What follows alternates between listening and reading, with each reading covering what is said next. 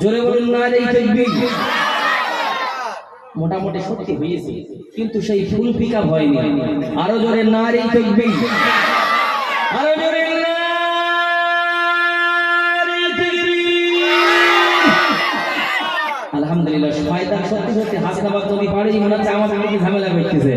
ইনশাআল্লাহ শয়তান এখানে চলে গেছে যখন 100 কেজি গোশ হয়েই ছাড়বে ইনশাআল্লাহ। কত হয়েছে বাপ? রব্বুল আলামিন আল্লাহ তোমার বান্দা গোপন দান করলো 50 কেজি গোশ।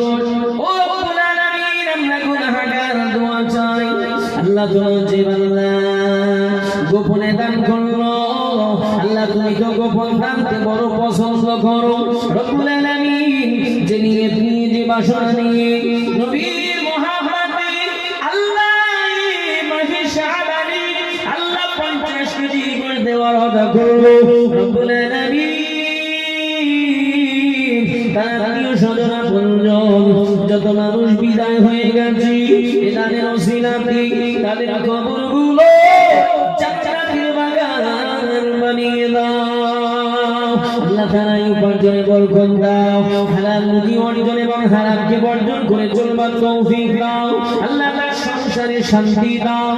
রব্বুল আলামিন আল্লাহ খাস করে দোয়া চাই মরণের আগে অন্তত একটি বার খানায়ে কাবা জিয়ারত নসিব করাইও, বলি আল্লাহু আমিন। আব্বা তাহলে কত হয়েছে মন? জি 90 হয়ে গেছে আলহামদুলিল্লাহ। আর 10 কেজি বেশি থাকবে, একটা ধাক্কা মিটান দিন, যে কোনো একজন হাত তুলে দাবি 10 কেজি হবে না বাবা? হয়ে যাবে ইনশাআল্লাহ, একে ধাক্কা। আব্বা হবে হবে ইনশাআল্লাহ হবে।